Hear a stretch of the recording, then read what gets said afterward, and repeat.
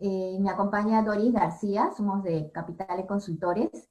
Hoy día vamos a tener un conversatorio sobre un tema muy importante para recursos humanos, que es son los planes de salud mental para los trabajadores, sobre todo ahora que más empresas están iniciando ya los trabajos de manera escalonada. Entonces vamos a hablar un poco de qué es lo que nosotros desde nuestra experiencia y desde nuestros conocimientos podríamos recomendar para realizar un plan de intervención, y sobre todo posterior a ello de un plan de seguimiento. Tratemos de que esta sea una reunión bastante dinámica. Hemos recogido ya las preguntas que ustedes han hecho en el momento que se han inscrito. Y estos puntos que vamos a tocar están relacionados a esas preguntas. Sin embargo, si en algún momento tuviesen alguna inquietud, también la pueden escribir por el chat y la podemos resolver. Pero a lo largo de todo este conversatorio vamos a tener justamente respuestas a esas preguntas. Algunas han sido comunes, otras muy específicas, pero ya las iremos trabajando al transcurso de la reunión. Bien, empecemos entonces con la primera lámina. Antes de hablar de salud mental o de un plan de salud mental, tenemos que entender primero qué es salud mental. Salud mental, vamos a la siguiente lámina, Doris. Cuando hablamos de salud mental, tenemos que entender qué es salud principalmente. Y aquí una primera recomendación es que vayamos siempre a fuentes confiables. Cuando hablamos de salud en general, hablamos de un bienestar en todo aspecto, físico, mental y social. Pero cuando hablamos de salud mental específicamente, hablamos de buscar el bienestar, tanto en la prevención, en el tratamiento o en la rehabilitación de aspectos emocionales que pueden afectar nuestro desempeño. En este caso, en el trabajo. Vamos a la siguiente. ¿Qué tenemos de información hoy en día? Y esto lo acabamos de leer en el informe que ha emitido el MINSA en junio, que antes de la pandemia había aproximadamente un 7.6% de casos de depresión en personas mayores de 12 años. Sin embargo, se estima que después de esta pandemia, este porcentaje puede subir entre un 50 y 75% de que las personas tengamos algún tipo de psicopatología, es decir, algún problema psicológico. La siguiente. China, que fue el primer país que tuvo este problema y que nos lleva unos pasos adelante, ha tenido aproximadamente un 41% de impacto psicológico de nivel moderado a severo, lo cual es grave. Hacia eso le sumamos un 28% de síntomas ansiosos de moderado a severo, entonces vemos que el impacto ha sido bastante fuerte. ¿Quiénes han sido los más afectados? Principalmente las personas de 18 a 30 años. Estamos hablando de jóvenes, probablemente universitarios o personas jóvenes que recién han iniciado un trabajo en la edad inicial de la adultez. Y las personas mayores de 65 años. En la siguiente. ¿Y qué pasa en Perú? El MINSA también ha hecho un estudio inicial de la repercusión en aspectos psicológicos. Y nos habla de ya un 28% de síntomas de depresión. ¿Quiénes son los más afectados? Las personas igualmente entre 18 a 24 años. Entonces vemos que hay una correlación con lo que le pasó o le pasa a China, ¿no? Personas seguramente universitarias o jóvenes profesionales. Si vemos la diferencia entre hombres y mujeres, realmente no es mucha, entonces podríamos decir que todos en general estamos siendo afectados por estos síntomas psicológicos. Hay un 41% de impacto a nivel moderado a severo y un 12% con ideación suicida, que también es grave, ¿no? Aquí estamos hablando tal vez de personas con síntomas depresivos mucho más intensos. Vamos a la siguiente. Ahora,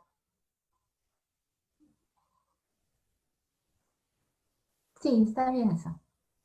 Eh, ¿Qué nos deja la pandemia a nivel de las llamadas que ha recibido el 113?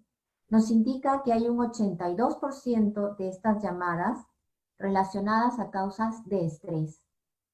Hay un 12%, bueno, casi 13% relacionados a ansiedad y depresión. Y específicamente, ¿cuáles eran los temas consultados en cuanto a estrés? Estamos hablando de temor a contagiarse o a contagiar a la familia, el duelo por personas que uno ha perdido, producto del virus, a la inseguridad laboral y económica porque se han quedado sin trabajo o porque no tenían opción de salir producto de la cuarentena. Y también hay poco acceso al tratamiento y a las pruebas de descarte, ¿no? Es algo que se ha ido con el tiempo acentuando. Pero veamos primero, para hablar luego ya de temas concretos, ¿cuál es la diferencia cuando hablamos entre estrés y ansiedad? Y aquí, Doris, te pido que puedas darnos tu opinión. Doris también es psicoterapeuta y está tratando actualmente casos relacionados al estrés y a la ansiedad. Muy bien, vamos a ser bien claros en poder diferenciar estos dos términos que a veces se pueden confundir mucho. Primero, el estrés es un mecanismo que se activa a situaciones de cambio, ¿no? Que todos lo vamos a pasar. Sin embargo, existen situaciones de exceso de cual nuestro cuerpo, nuestra mente, nuestras emociones no van a poder tolerarlo. Para esto, existen fases de estrés, ¿no? Donde inmediatamente nuestro cuerpo reacciona frente al estímulo. Eso es una fase normal. Después viene una fase de mantenimiento, que significa que estamos tolerando, por eso les dice, tenemos tolerancia al estrés, toleramos esa situación de exceso o carga que va a superar a nuestros propios recursos. Y viene una tercera fase, que digamos, que es una fase de caída total, una fase de agotamiento total, donde tanto nuestros pensamientos como nuestras emociones no nos van a permitir responder a otro evento o otra situación. Digamos, ese es lo más claro de lo que se pueda definir el estrés, y vamos a ver lo que la ansiedad. Frente al estrés, la ansiedad es prácticamente una consecuencia del estrés, ¿no? ¿Y cómo se origina la ansiedad en este caso? Con un miedo y una preocupación excesiva. Existe una ansiedad normal, lo que le llamamos, frente a situaciones cotidianas que nos podemos poner ansiosos, pero el exceso de preocupación y miedo poco controlado te va a producir mayor ansiedad, que es, si decimos que el estrés, que la ansiedad es una consecuencia del estrés, va a venir una serie de consecuencias a nivel físico, a nivel de personalidad, a nivel emocional y a nivel cognitivo. ¿Cuáles son? Dolores de cabeza, mareos, irritabilidad, poca interés o desmotivación. Es más, el estrés va a producir, como lo había mencionado Jessica, ansiedad y depresión. Son los dos síntomas más claros en relación al estrés. Por lo tanto, por hablar de estrés, no tanto el estrés en sí, sino llegar al distrés, que puede traer ya mayores consecuencias profundas o severas, que luego hablaremos de los estrés, que es mucho más severo. Ok, ¿De acuerdo? entonces tal vez una primera conclusión que podríamos sacar es que de la manera que nosotros controlamos ese miedo, podemos controlar nuestra ansiedad también. Efectivamente, si controlamos el miedo, controlamos la preocupación, más que llevarlo a un control, expresarlo, comunicarlo, ¿no? que sean medios, ¿sabes qué? Sí tengo miedo por estas situaciones, tengo miedo por estos motivos, tengo miedo. Una vez que se pueda expresar, vas a poder trabajar el miedo. No se trata de controlar, porque mayor control, mayor preocupación o mayor dolor profundo te va a crear y mayor somatizas. Ok, y entonces, si queremos hacer también una diferenciación con la depresión, en la depresión estaría sumado, además de la ansiedad, un sentimiento de tristeza, ¿no?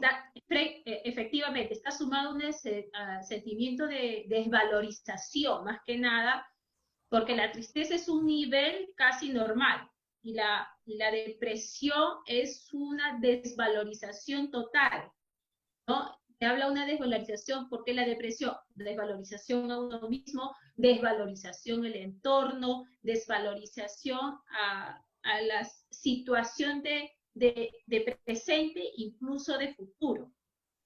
¿De acuerdo? Entonces, la depresión suele ser un sentimiento mucho más profundo que la tristeza. No solamente puedes llevarse la tristeza, incluso baja tu autoestima, no puedes tú identificar el dolor que te pueda, saber, en la ansiedad tú puedes decir tengo miedo, ¿no? Pero en la depresión tú ya no puedes identificar ese dolor, no sabes qué te pueda estar doliendo, que eso puede llevar a una depresión moderada o severa, que es peor, ¿no? Entonces, si nosotros, como área de recursos humanos, queremos identificar si nuestros trabajadores tienen ansiedad o tienen depresión, ¿qué es lo que podríamos observar? Bueno, ahora no los podemos ver, pero ¿qué es lo que ellos nos podrían manifestar para nosotros tener un indicio de que está pasando por una crisis de ansiedad o es una crisis de depresión? Qué bueno, justamente lo voy a relacionar con una pregunta que nos hicieron, que tienen frente a un trabajador que siempre está hablando del tema del COVID, ¿no? Siempre está hablando de la pandemia, siempre está dando este tipo de información y todo. Uno no es juzgarlo, sino comprenderlo, porque de alguna manera está buscando libertad, está teniendo él mismo un miedo profundo, él mismo está teniendo una preocupación profunda. Es ayudarlo a canalizar ese miedo, es ayudarlo que sí, puede expresarlo, pero que él mismo no se genere estrés a sí mismo, ni estrés social o estrés laboral, pero lo centras, porque se está tratando de esparcir su miedo, pero es como que está pidiendo auxilio. Claro, pero digamos que podríamos decir que si la persona te manifiesta que está sintiendo palpitaciones, que siente una opresión en el pecho o que no puede respirar o que le tiemble el cuerpo, podríamos decir que son síntomas de ansiedad. Ya Pero si te dice, está presentando. claro, pero si te dice que está muy triste, que no tiene ganas ni de levantarse de la cama, llora mucho tal vez, o está muy nostálgico, o tiene pensamientos muy negativos, entonces podría ser que esté pasando por un cuadro depresivo. ¿Sí? Sí, Perfecto. efectivamente. Ya te está dando luces que Claro. ese trabajador está presentando tanto ansiedad, tanto depresión, y ya el grado de estrés desbordó, ¿no? El estrés ya pasó a segundo plano y ya tiene como consecuencia ansiedad y depresión. Bien, entonces es momento de pasarle el caso a un especialista, que sería un psicoterapeuta. Sí, Bien. es momento de derivarlo inmediatamente. Ajá, correcto. Vayamos a la siguiente lámina entonces. ¿Qué podemos hacer dentro de nuestro rol de recursos humanos para proteger la salud mental? Que ya habíamos hablado que hablamos de bienestar, ¿no? La siguiente. Bien, para un proceso de del manejo de la salud mental, y esto ni siquiera a raíz del COVID, esto deberíamos hacerlo siempre en las empresas, ¿no? 4 fases: evaluar, intervenir, monitorear y prevenir. Lo normal era que empecemos por prevenir, pero en este caso, donde ya tenemos el riesgo, ya tenemos la pandemia encima y ya están aflorando diferentes dolencias psicológicas, es momento de intervenir, o sea, empezar ya con la evaluación. No podemos intervenir si antes no haber evaluado para saber qué es lo que está pasando. Y para evaluar podemos utilizar herramientas psicométricas que nos permite tener un conocimiento general y cuantitativo de cómo nuestros trabajadores están percibiendo la ansiedad, la depresión o el estrés.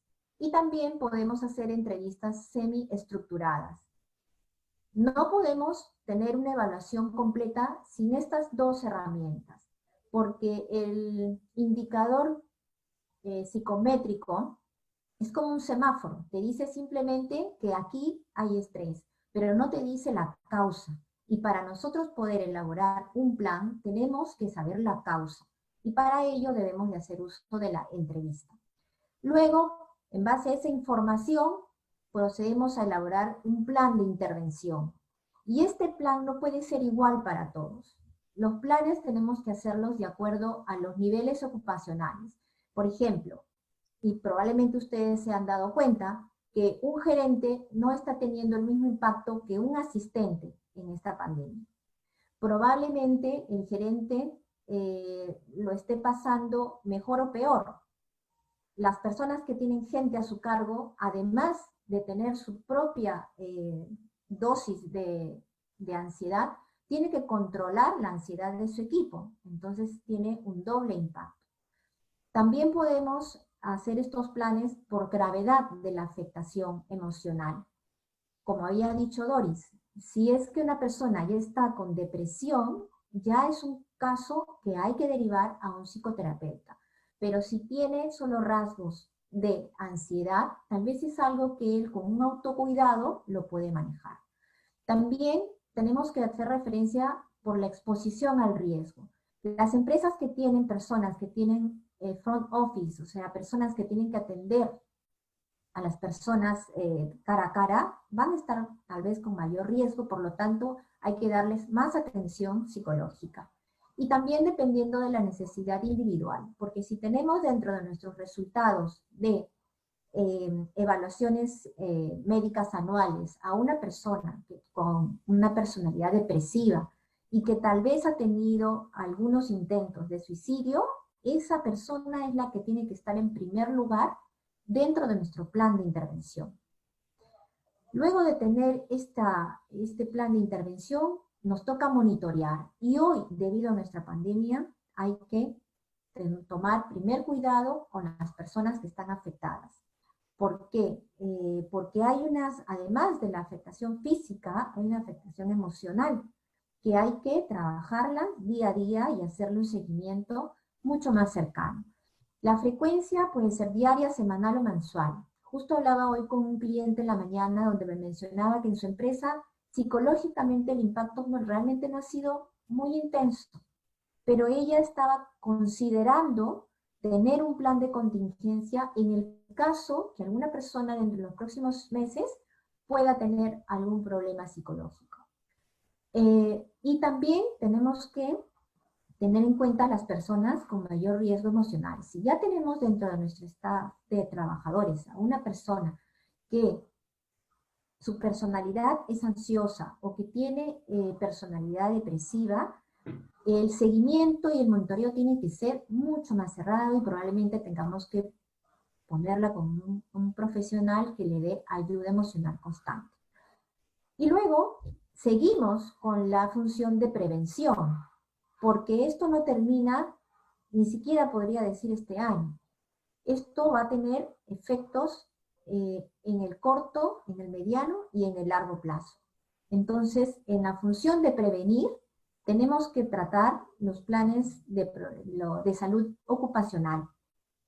Hoy, donde la mayoría estamos trabajando desde casa, probablemente no tenemos las mismas comodidades que en una oficina. Por lo tanto, estamos expuestos a tener dolores de espalda, tener problemas de visión, tener tendinitis en la muñeca, porque no estamos trabajando con el equipo que necesitamos. Entonces, tenemos que empezar a prevenir esos posibles problemas que puedan surgir en los próximos meses. La atención psicológica post-pandemia, y es porque algunos de los trabajadores van a tener estrés postraumático. Quiere decir que no van a poder superar solos esta etapa de afectación emocional. Y por lo tanto, estos programas de apoyo psicológico tienen que verse en el tiempo. Tenemos que trabajar también rotación interna de cargo y funciones, porque las personas, además de tener hoy la carga laboral, tienen otras cargas en casa. Tienen el estudio de los niños, que son ahora profesores, tienen que hacer las labores de casa porque tal vez no cuentan con la ayuda que antes tenían. Entonces se está multiplicando las funciones, pero solamente tenemos 24 horas en el día. Entonces ya se están presentando algunos casos de agotamiento mental, ¿no? Y evaluaciones médicas también, evaluaciones médicas anuales, porque tenemos que medir el impacto físico y emocional que esta pandemia nos está dejando. Entonces, con estas cuatro áreas o aspectos a tener en cuenta, podemos elaborar un plan. ¿Qué opinas, Doris, al respecto?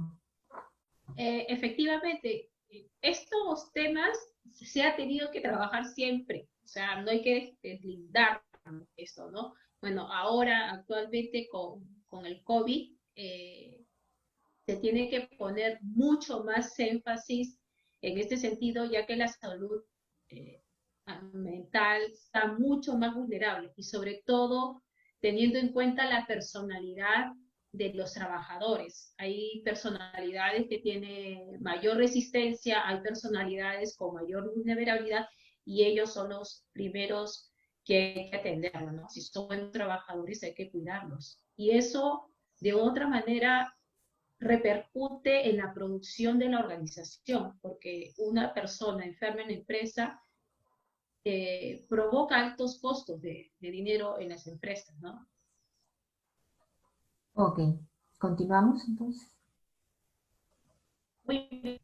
Por lo tanto, habiendo visto los ejes de prevención, vamos a ver programas, ¿no? Primero, directamente, ¿qué es un estrés postraumático? El estrés postraumático está directamente ligado a lo que es distrés.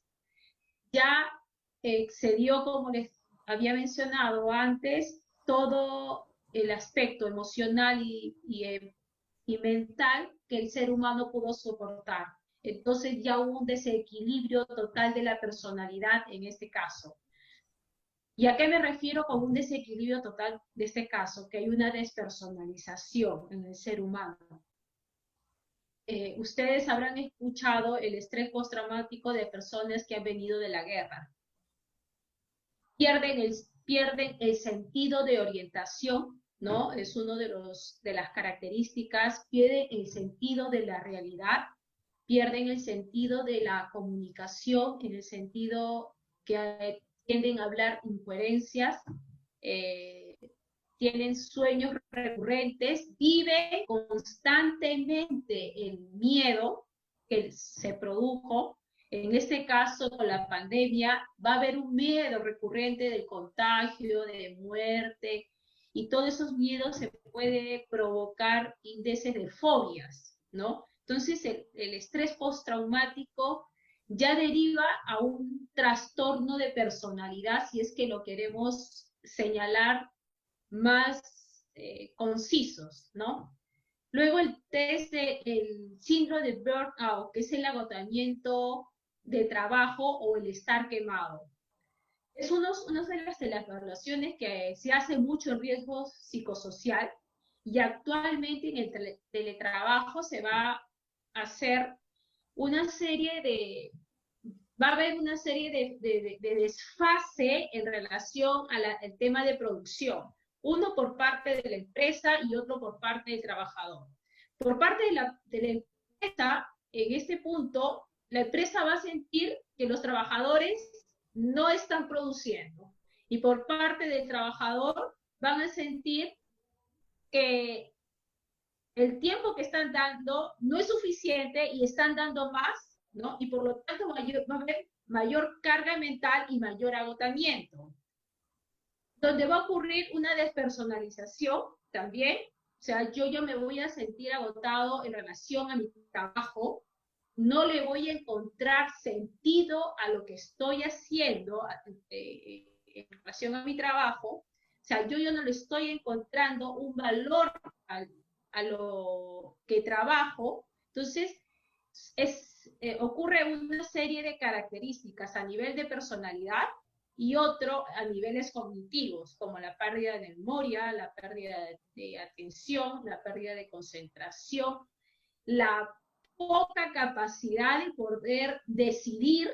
Si ahorita están muchas personas, estamos teniendo muchos clientes, en este caso, que para abrir un programa saben que lo tienen que hacer, pero no pueden decidir, ¿no? Eso se está viendo mucho porque ya se están agotando, ¿no? El estrés ha aumentado tanto que ya hay síntomas de estar quemado actualmente.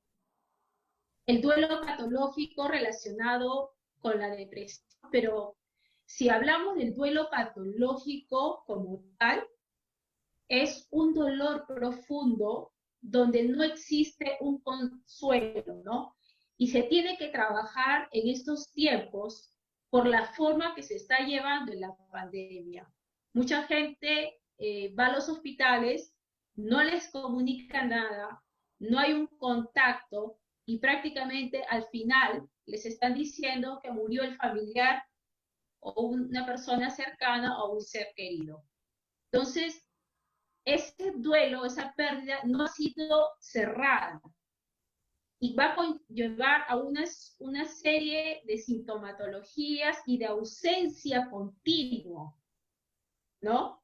O una depresión, pero no es una depresión en relación de inmovilizarse, sino una depresión en el sentido de la continuidad de la tristeza que la puede durar años.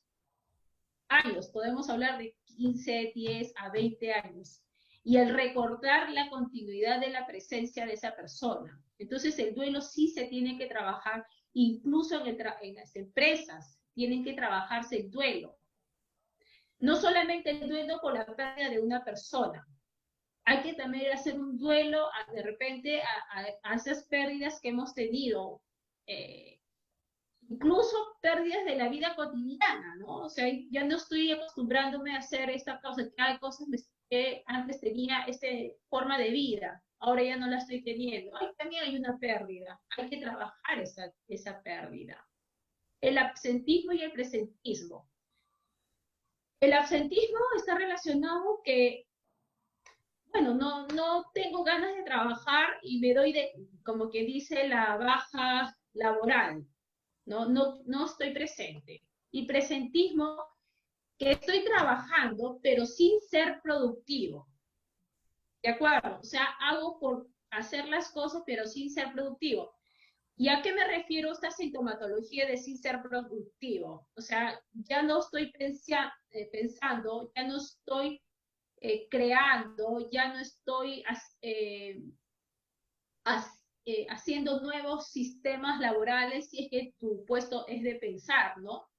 Prácticamente te automatizas, es como que ir a una máquina industrial y solamente te conviertes en un operativo, cierras cajas, abres cajas, metes, sacas, te vuelves en un robot, pero sin ser productivo, ¿de acuerdo? O sea, todos los niveles de acción suelen disminuir. Y el burnout está relacionado con la falta de el deseo o la desmotivación total hacia el trabajo, pero este burnout es muy diferente a burnout. ¿A qué me refiero? Al burnout. Está relacionado directamente a la desmotivación del puesto de trabajo. ¿Y a qué me refiero a la desmotivación al puesto de trabajo?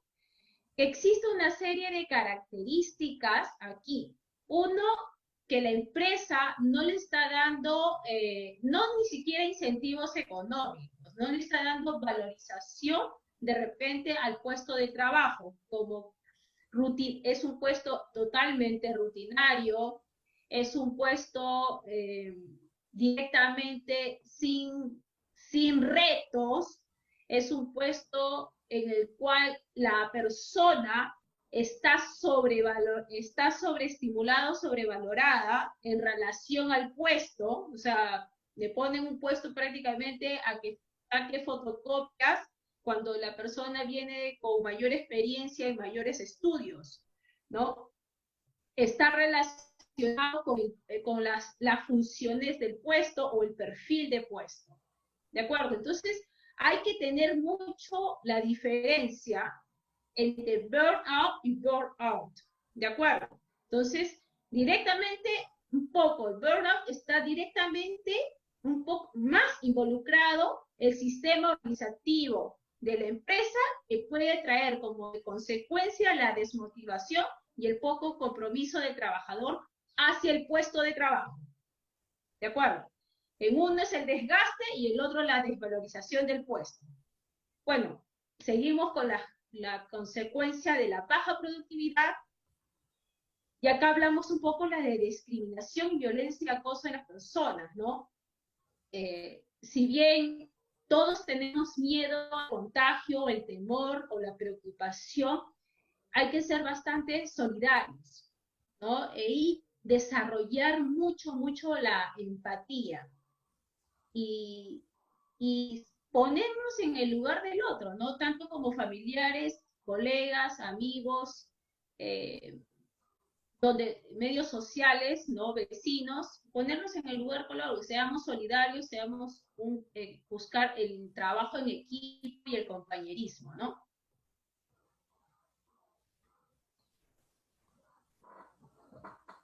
Entonces, para tratar de prevenir estos síntomas que afectan la salud mental, los ejes de afronte están principalmente relacionados a lo personal, a lo laboral, a lo familiar y a lo social.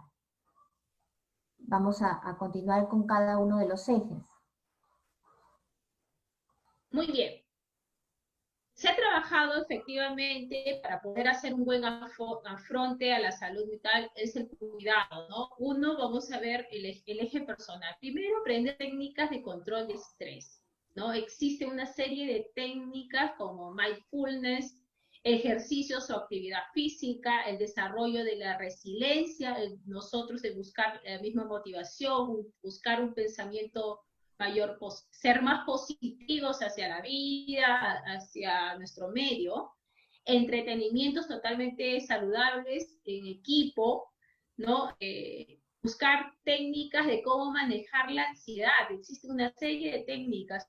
La respiración, pero no tiene que ser una respiración común y corriente, sino una respiración que tú sientas tanto que los pulmones se llenen, que llegue esa respiración incluso a tu cerebro.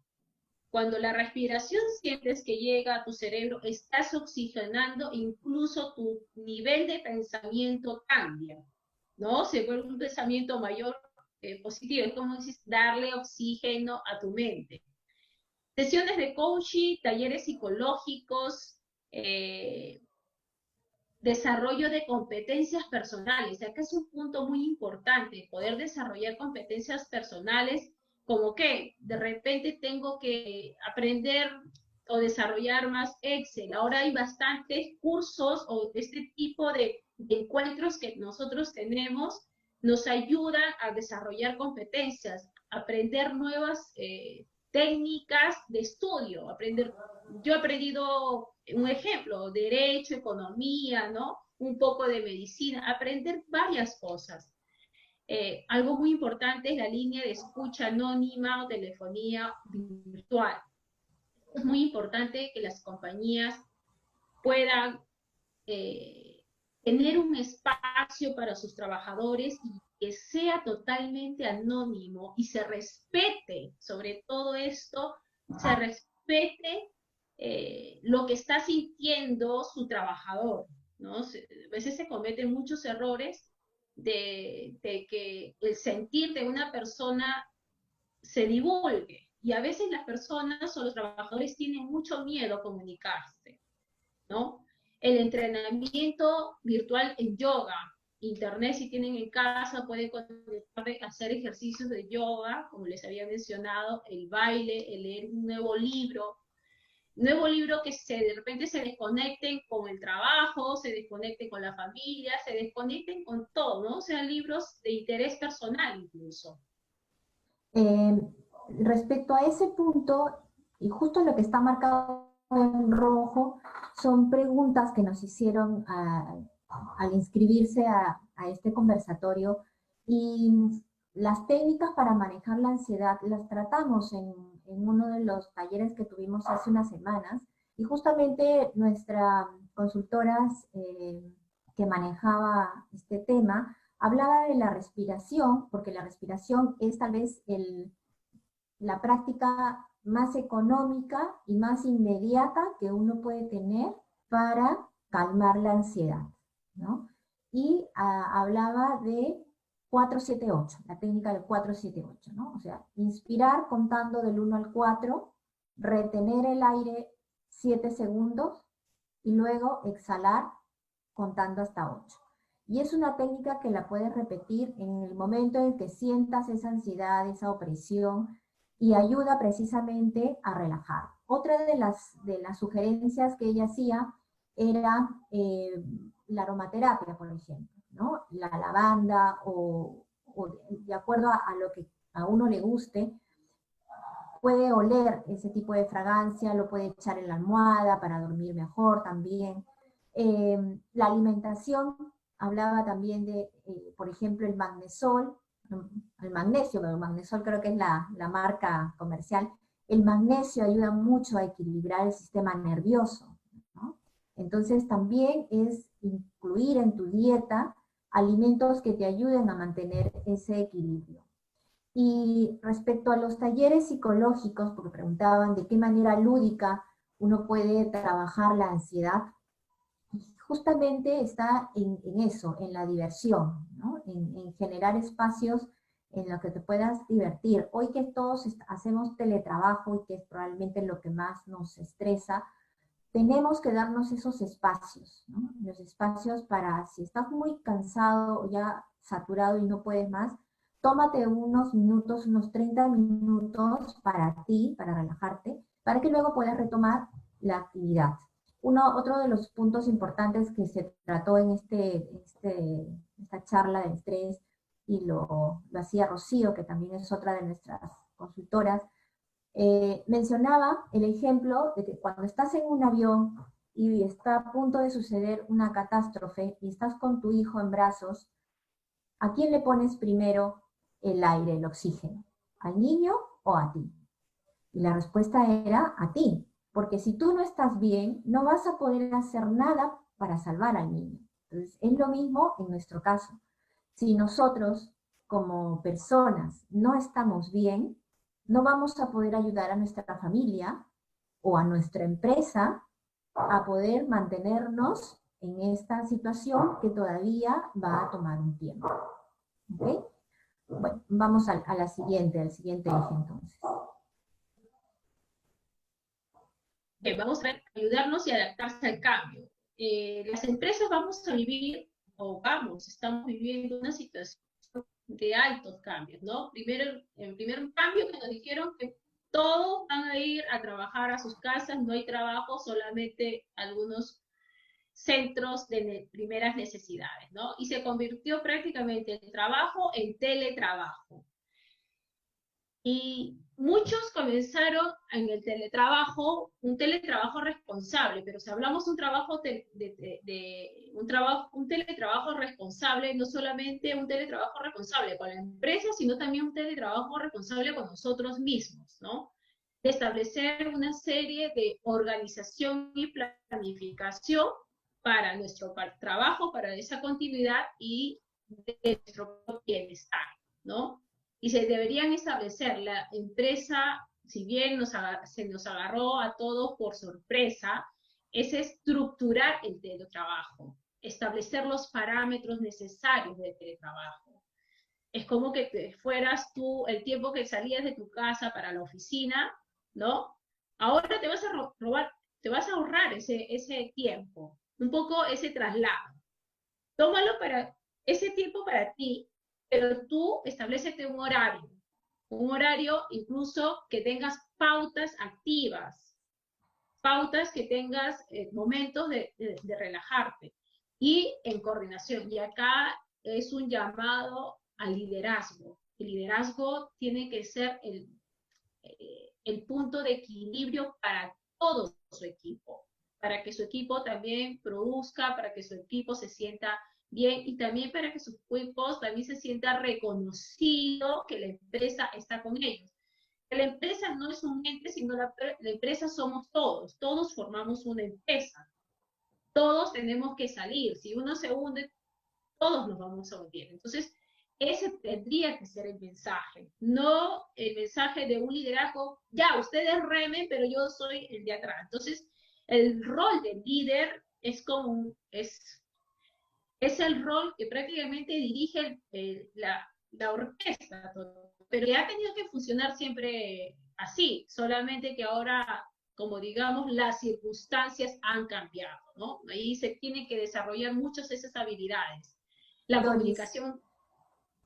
sí, en ese punto quisiera comentar también que hoy en día los líderes también se han visto sorprendidos en tener que monitorear a su equipo de manera remota sin tenerlos al lado, entonces es un doble trabajo para ellos.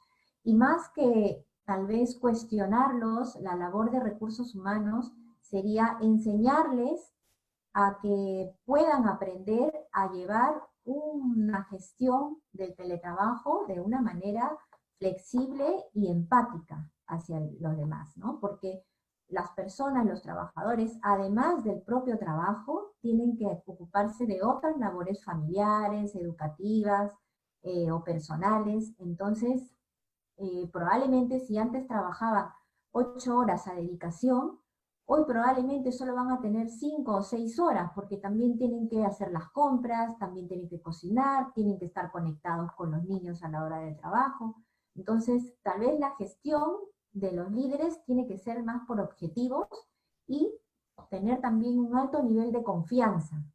Y creo que ahí viene la reciprocidad, ¿no? Yo, líder, confío en ti, mi colaborador, porque sé que vas a trabajar en base a tus objetivos. Y tu colaborador trabaja en base a tus objetivos, ¿no? Y no caigamos en lo del presentismo que mencionaba, que era tal vez estar y no estar. O sea, puedes estar conectado 8 horas, pero realmente estás haciendo otras cosas que no son trascendentes para la empresa. Y acá quiero acotar algo muy importante. Si bien para nosotros o Latinoamérica en general nos ha causado este impacto del teletrabajo responsable, y en Europa, hace 10 años atrás, digamos, yo he estado por allá, este tema del teletrabajo no es, digamos, no es extraño.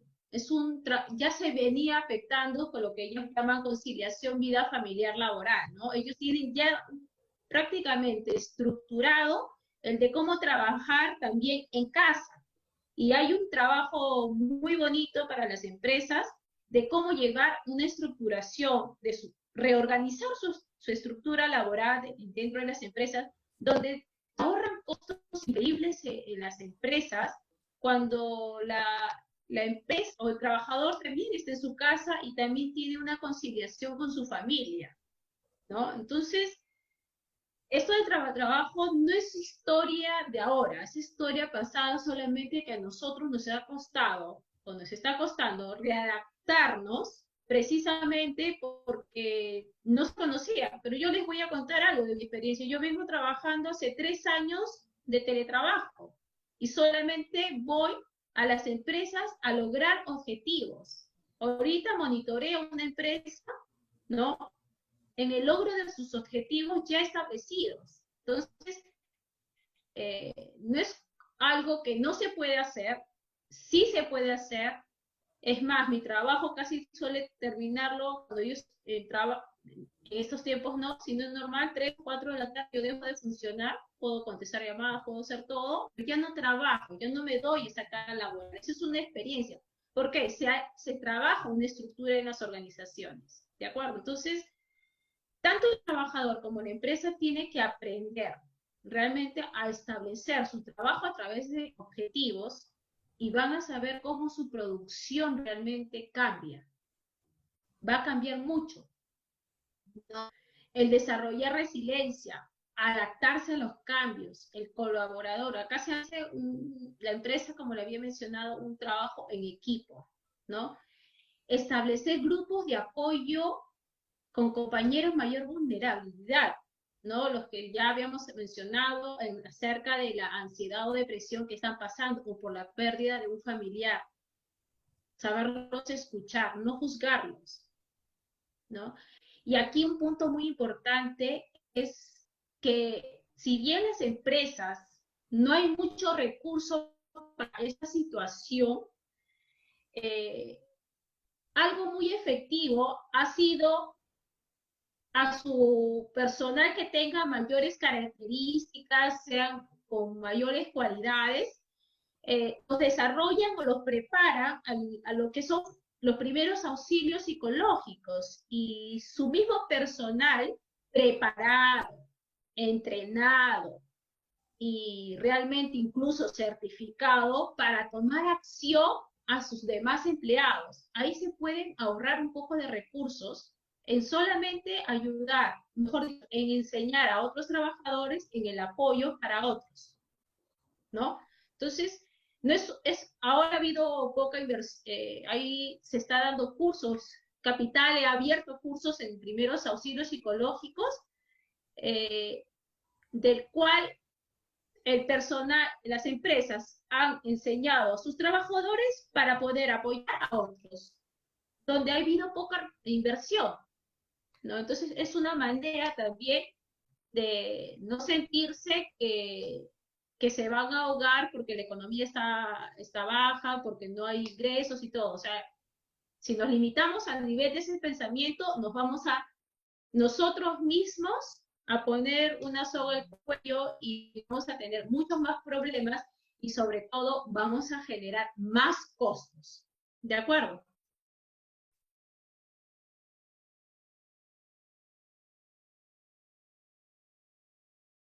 Seguimos. En el eje de la familia, ¿no? Acá es reaprender a vivir en familia.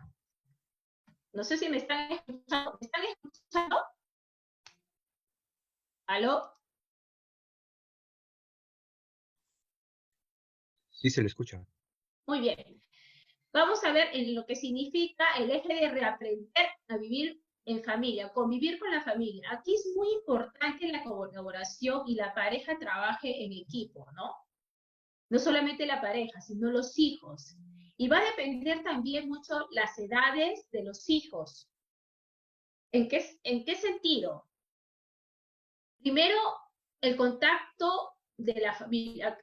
Aquí es muy importante y voy a hablar en el sentido de que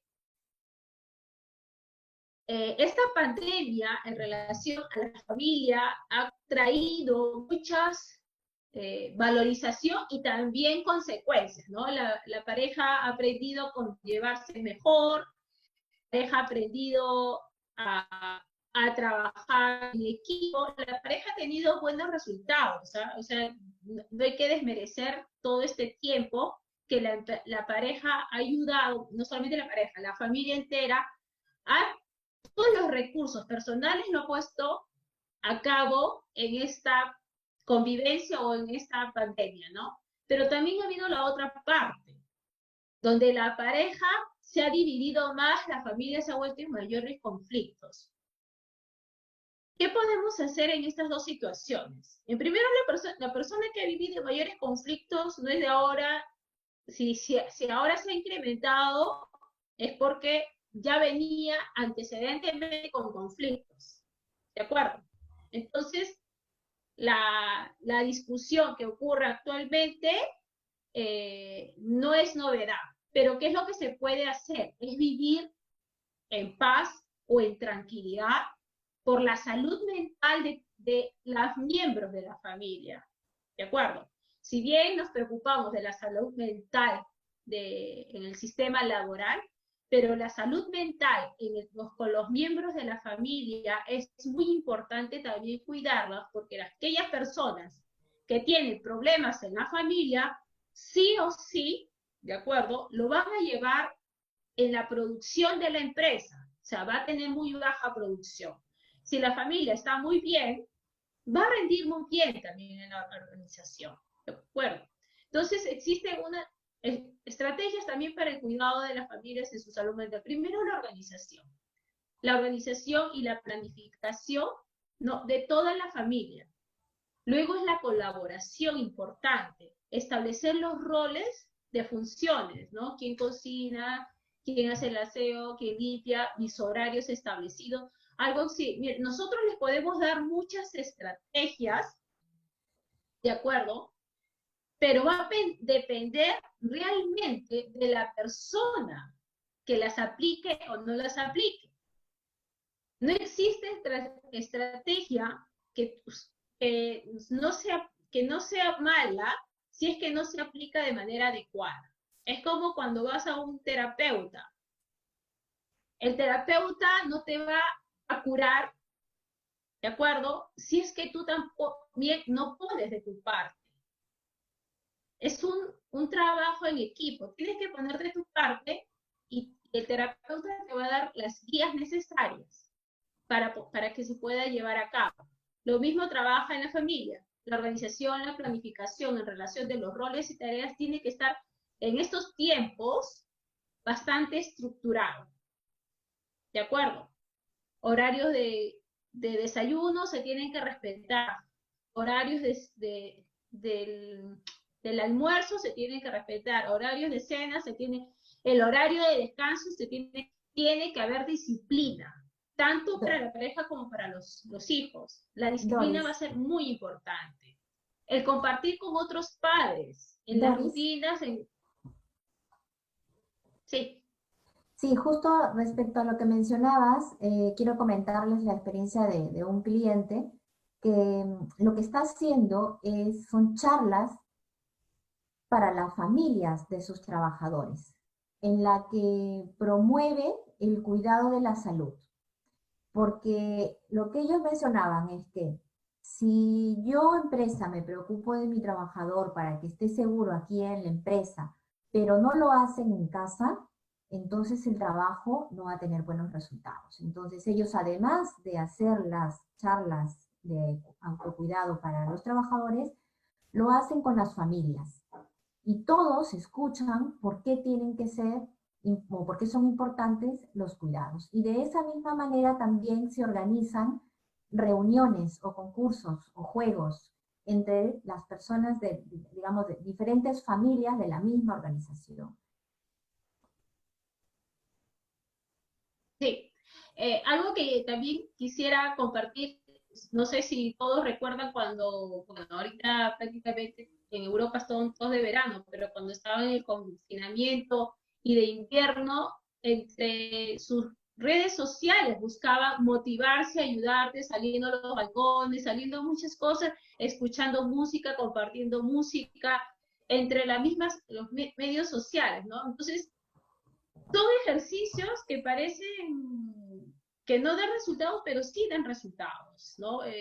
Dan muchos resultados porque el que solamente capte tu atención o estimule tu emoción está ayudando, ¿de acuerdo? Está ayudando a sentir que estás vivo, porque puede llevarte a una depresión y la depresión es no estar vivo, ¿de acuerdo? Como les había mencionado, establecer las normas, ¿no? Bueno, Jessica les ha mencionado todo el tema de promover los juegos y las familias. Y en el eje social, ¿no? Reconectarse con las personas. En ese punto es el networking, si quieres establecer los lazos laborales con otras empresas, el compartir experiencias justo en relación a este tema con otras empresas que ya lo vienen haciendo o cómo lo están haciendo.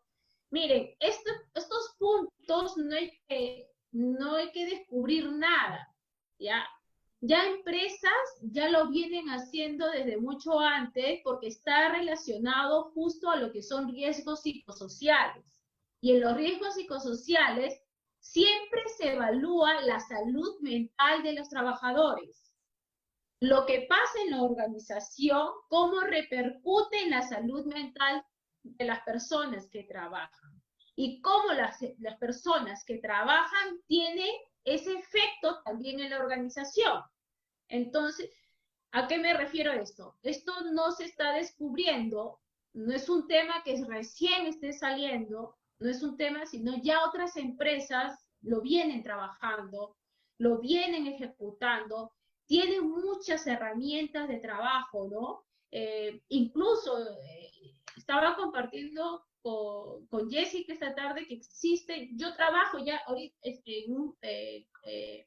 en consultor en Capitales, hemos establecido ya programas en empresas del cual estamos asesorando e implementando, ¿no? Trabajamos talleres grupales, talleres de trabajo, de interacción, de temas, no del trabajo, no de su vida personal, sino temas que suelen ser muy dinámicos, ¿no? Un tema que le llamamos como título dime de alguna verdad, ¿no? ¿Cuál es tu deseo personal? O sea, cosas que se comienzan a hablar en grupo, que se descubren muchas cosas de sí mismos. Y el deseo de poder hacer más cosas incluso, ¿no? Establecer redes de contacto donde te ayuden a aprender, a desaprender cosas que tú no te estaban permitiendo mejor dicho, que te estaban limitando, no te estaban permitiendo el cambio, ¿no? Videollamadas, capacitación, este tipo de temas nos ayuda a reaprender nuevos temas, a cocinar, a leer temas, diferentes temas de lectura, ¿no?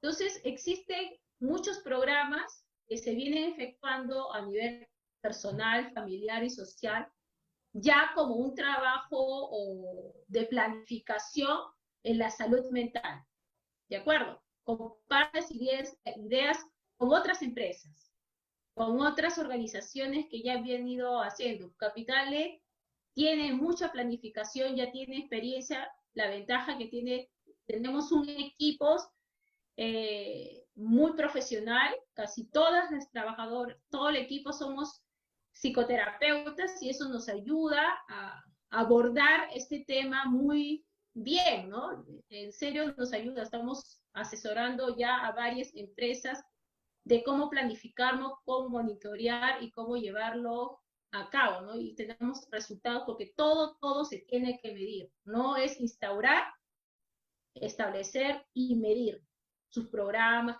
procedimientos, cómo establecer sus mismos procedimientos con el grupo de personas o trabajadores vulnerables, ¿no? Algo. Respecto al voluntariado, ahora seguramente por redes sociales han visto a muchos grupos de voluntarios que hacen ayudas o que dan ayudas a personas que tal vez no están trabajando y tienen mucho más necesidades. Esa misma estructura del voluntariado se puede trasladar hacia la empresa, porque si bien es cierto, alguno de nuestros trabajadores no ha perdido el trabajo, tal vez algún familiar sí lo ha tenido, sí ya no tiene ese trabajo o ya no pueden salir a trabajar. Entonces, creo que primero hay que empezar a mirar dentro de nuestra empresa a quién podemos apoyar. El solo hecho de llamarlos y escucharlos ya es una ayuda bastante importante. Pero si además de ello podemos ayudar en algún emprendimiento, hoy hay muchas personas que están haciendo sus pequeños negocios precisamente para solventar esos gastos. Si podemos dentro de nuestra empresa generar esa red de apoyo solidario a los nuevos emprendimientos, o tal vez si alguien logró superar la enfermedad, también es importante mencionarlo. Entonces la comunicación y la empatía dentro del grupo es bastante importante hoy en estos casos. Y vamos ya a la siguiente presentación, por favor. Si gustan, ya estamos terminando y pues si tuviesen alguna otra pregunta, pueden ir escribiéndola en el chat y la respondemos al finalizar. Bueno, ¿qué conclusiones podemos tener de este intercambio de ideas? Primero, que la salud mental lo que tiene que buscar como fin último es el bienestar emocional del trabajador. Pero no podemos saber cuál es el bienestar emocional si no se lo preguntamos primero. Entonces, uno de los principales errores que podemos cometer es hacer un plan sin antes haber evaluado lo que necesita el problema, lo que necesita la persona para saber cuál es el problema de fondo, cuál es la causa de fondo. ¿Es un temor solamente? ¿Es realmente que necesita más recursos económicos? ¿Es que tiene una persona o toda su familia, casi toda su familia enferma y necesita apoyo psicológico? Entonces, lo primero es preguntar para saber. Tenemos que utilizar herramientas que sean confiables. Y al referirme a herramientas confiables, me refiero a cuestionarios que puedan darnos como un semáforo de quiénes son las personas que están más impactadas. Si tenemos una empresa tal vez de 20 personas, puede que no sea necesario un cuestionario, pero si tenemos 200 personas, va a ser mucho más importante tener un cuestionario como herramienta de apoyo. Y a eso sumarle las entrevistas personales para ir a la causa raíz y con eso poder establecer un plan. Luego, este plan no puede ser solamente para 2 ni 3 meses. Este tiene que ser un plan a largo plazo y estar constantemente monitoreándolo. No olvidemos los 4 aspectos importantes que debe tener este plan: personal, familiar, laboral y social. ¿Por qué? Porque hoy en día estamos trabajando la mayoría desde casa. Entonces, estamos compartiendo diferentes roles en simultáneo. Entonces, tenemos que de alguna manera proteger nuestra propia salud emocional de la multiplicidad de funciones que hoy se están teniendo dentro de casa. El autocuidado psicológico es vital, porque eso va a ayudar a que la persona aprenda a autosostenerse y por lo tanto no va a generar en el futuro un estrés postraumático, que como ya Doris nos había comentado, es algo que va a quedar casi como una discapacidad en el tiempo y también puede afectarle no solamente a la persona, a la familia, sino también a la empresa. Entonces, el objetivo de hoy con el autocuidado psicológico es prevenir potenciales problemas en el futuro. Los jefes, y acá me refiero a los líderes en general, porque puede ser un jefe, un coordinador, un gerente o el mismo gerente general, tiene que aprender a respetar los límites del trabajo o del teletrabajo o del trabajo remoto. Si no aprendemos o si no le enseñamos a nuestros líderes a poner esos límites, vamos a tener unas consecuencias negativas en el equipo o en las personas, porque va a generarse ese agotamiento o posteriormente la renuncia o posteriormente la baja productividad y la baja producción también en el negocio. Por lo tanto, un foco importante es trabajar con los líderes. Tenemos que también aprender a vivir en la incertidumbre. Ya habíamos mencionado que la ansiedad se produce por ese miedo, es como cuando uno está enfermo y tiene fiebre, la fiebre es un indicador de una infección, entonces hay que tratar la infección. Por lo tanto, si queremos aprender a manejar el estrés, tenemos que enseñarle a las personas a convivir con la incertidumbre en la que vamos a estar todavía mucho tiempo. Hay que prevenir potenciales síndromes laborales, ¿no? Como les habíamos mencionado, el agotamiento, la desmotivación, y todo va también a, ya lo había mencionado Doris, a hacer una evaluación de nuestra estructura de funciones.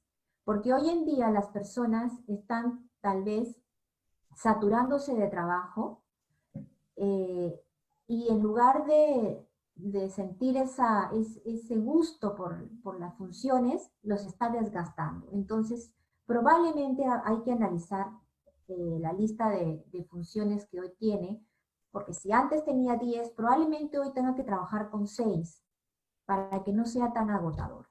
Poco a poco, a medida que vayamos adecuándonos al trabajo presencial, pues tendrá que reevaluarse. Entonces, esto es algo que es muy dinámico. Constantemente tiene que ir ajustándose a la realidad.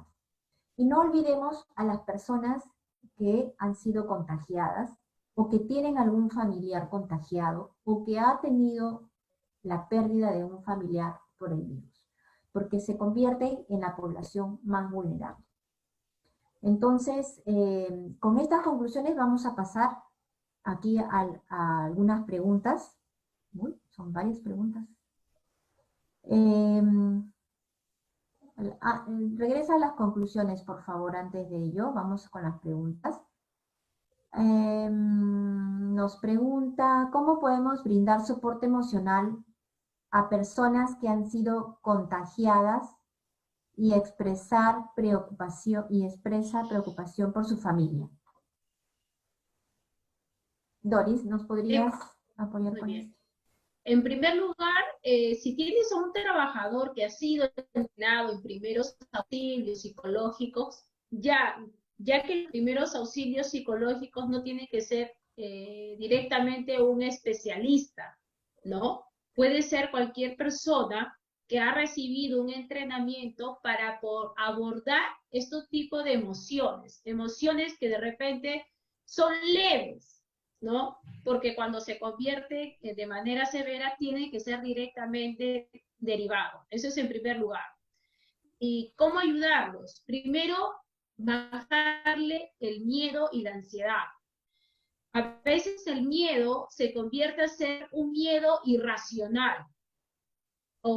¿Y a qué me refiero? Un miedo irracional, donde los pensamientos negativos, ¿no? De las ideas catastróficas comienzan a invadirte, no solo para ti, sino para también tu entorno. Entonces, ayudarle a darle una explicación a esos miedos.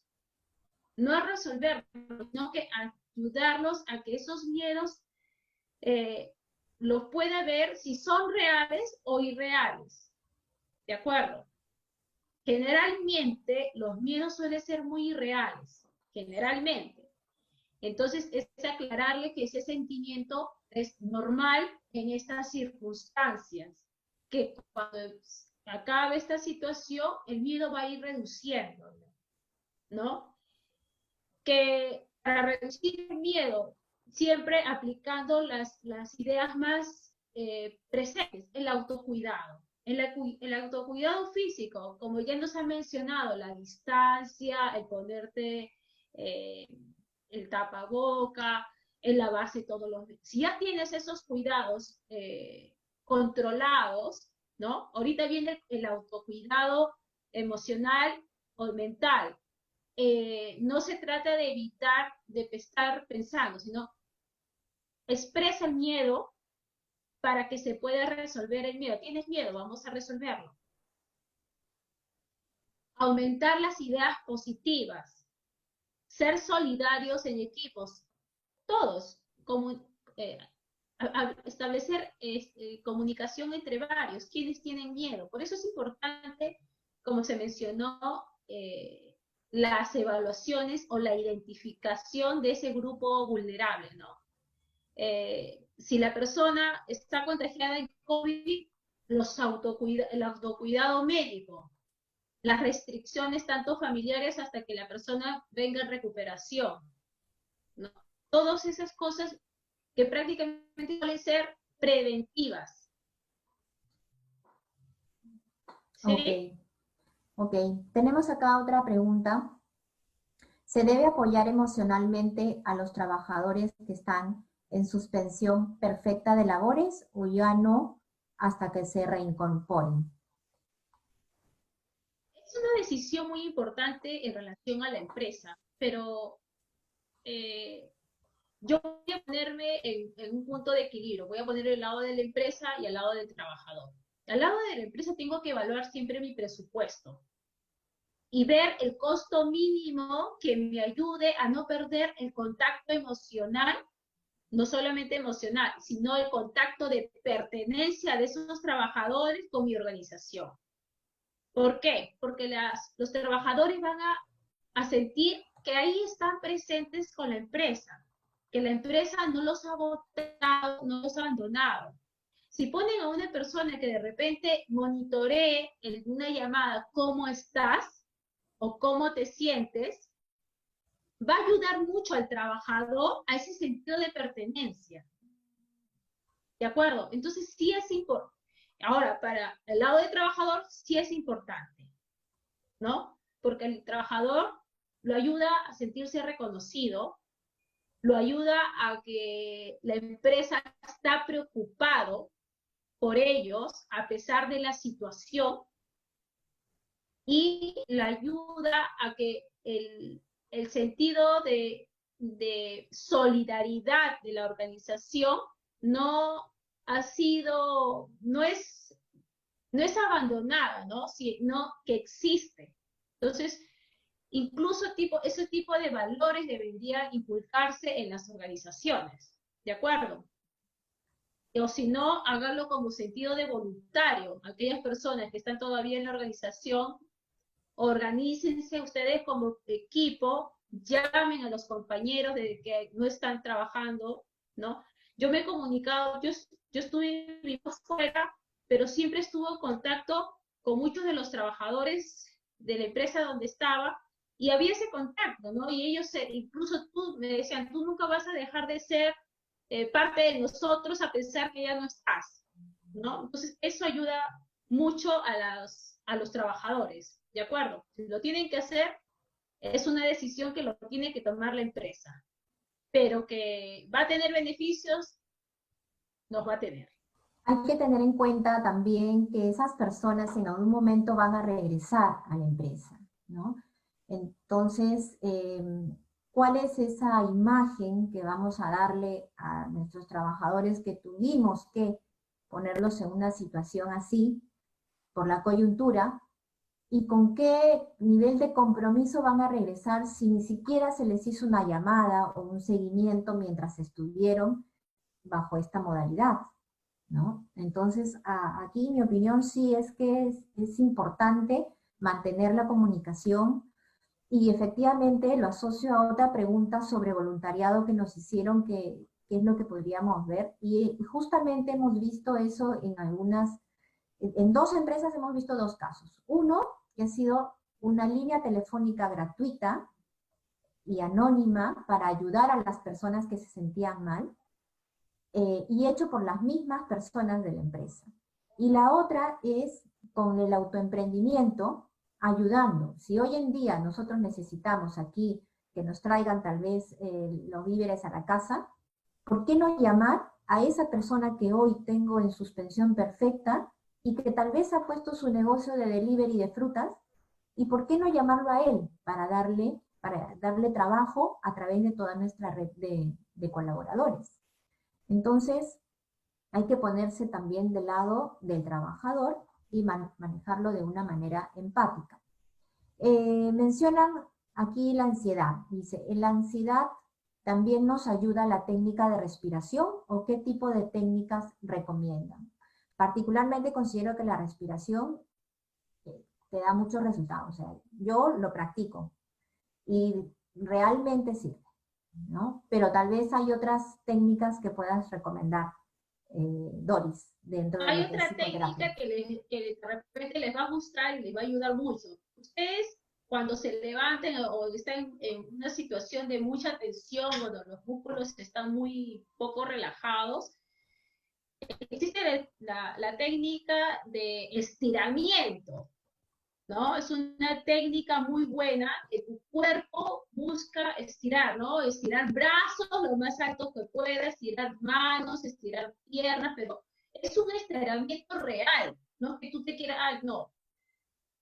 Corten la inhibición, corten las vergüenzas, estírense, estiren piernas, estiren manos. Si tienen a un familiar cerca, dile, quiero estirarme, que te comiencen a estirar, ¿no? Y si tienen a otro compañero, que te comiencen a dar masajes, porque tu cuerpo está tenso. Entonces, también eso ayuda mucho al tema de la ansiedad, porque tus músculos van a conectarse con tu mente y van a ayudar a una buena relajación. Existen puntos en nuestro cuerpo, ¿de acuerdo? Que ayudan a conectarse directamente con nuestra mente y mandan mensajes, ¿no? Este punto, ejemplo, es como que darle vueltas a los dedos, ¿no? Le va a dar mensajes de baja tu depresión, baja tu ansiedad, baja tu tensión, ¿no? Todos los dedos comienzan a darle vueltas o mover este punto no sé si no lo nota, ¿no? Es de conectar también con tu mente. Entonces, tu cuerpo le va a ayudar, este tipo de técnicas le va a ayudar a mandarle mensajes a tu cerebro que tu cuerpo va a estar bien, ¿de acuerdo? Entonces, es otra técnica que se puede utilizar. Hay una pregunta acá que me parece muy interesante, que si bien es cierto es algo que lo tienen que trabajar tal vez con, o sea, la empresa debe tener un especialista, un psicoterapeuta para manejar el duelo. Eh, dice, y pregunta, ¿no? ¿Cómo podemos ayudar a las personas que han perdido a un familiar? Bien, nosotros como seres humanos vivimos como en símbolos y en ritos. Es importante establecer en este tipo de situaciones el rito, ¿de acuerdo? El rito nos va a llevar a nosotros a hacer ese contacto de emoción y a esa despedida. Es una despedida no solamente del cuerpo, sino una despedida del alma. Entonces, la muerte no tiene que llevarse como algo muy trágico, ¿de acuerdo? La muerte tiene como llevarse como una situación o trabajarla como una situación de un viaje. O sea, existe una serie de técnicas realmente para poder trabajar el duelo por cada caso, pero aquí viene el ingenio porque establecer la terapia de duelo para cada persona es, necesitas realmente un especialista. Yo les puedo compartir mi experiencia. Yo cuando murió mi hermano, ya hace 5 años atrás, ¿no? Se me hizo difícil trabajar ese duelo, ¿no? Entonces, como profesional, o sea, por más psicólogo que pueda ser, también tienes tu estado vulnerable. Se me hizo, entonces tuve la necesidad de ir a un terapeuta para trabajar mi duelo. ¿De acuerdo? Y en estas situaciones, el rito suele ser muy importante por las circunstancias que se está viviendo. Y luego trabajarlo de manera pasada, dependiendo del caso que sea vulnerable, porque existe toda una metodología realmente para poder trabajar el duelo. ¿De acuerdo? Es un espacio muy importante para la persona. Entonces, eso no se tiene que quitar. En la empresa, con un profesional, se puede trabajar con el equipo realmente que esté más vulnerable. ¿Sí? Entonces, son recomendaciones, porque hablarme ahorita de las técnicas de duelo sería todo un tema.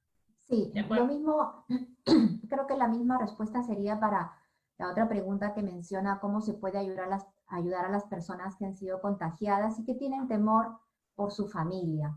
Igualmente son personas que están más vulnerables y hoy si la empresa no tiene muchos recursos para contar con un profesional que pueda ayudarlo, hay organizaciones que están ofreciendo ayuda gratuita. Y aquí sí la recomendación es que vayan a organizaciones confiables. Por ejemplo, el Colegio de Psicólogos tiene un equipo gratuito de psicólogos que está atendiendo a casos de este tipo. Hay algunas escuelas de psicoterapia que también están atendiendo y tienen un grupo de psicoterapeutas voluntarios ayudando.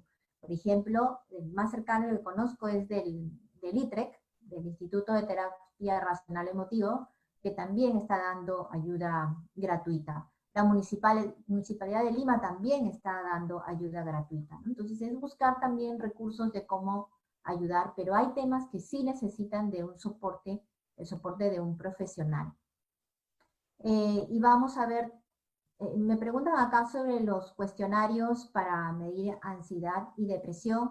Ahí sí pediría a Andrea que me escribas, luego voy a mostrar mi correo para poder darte cuáles son, porque aquí sí queremos respetar lo que aprendimos en psicología, que las herramientas psicológicas las debe manejar un psicólogo. Entonces, con gusto te puedo mencionar luego la información.